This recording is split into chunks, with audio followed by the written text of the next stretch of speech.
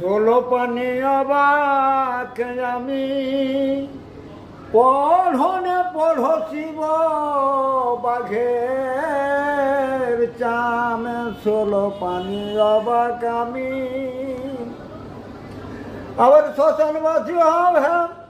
শিব ছেলে কৈলাসপুরী হে শ্মশানবাসী হবে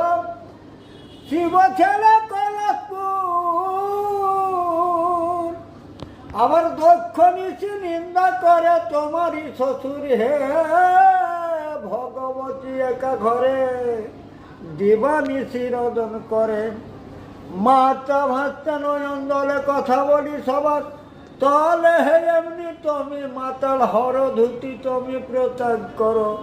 পড়রে পড়বা ঘেরে চামে হর এই কি তোমার কামে হ্যাঁ হাড়ের মালা দেখছি বলে সর্ব তোমার মাথা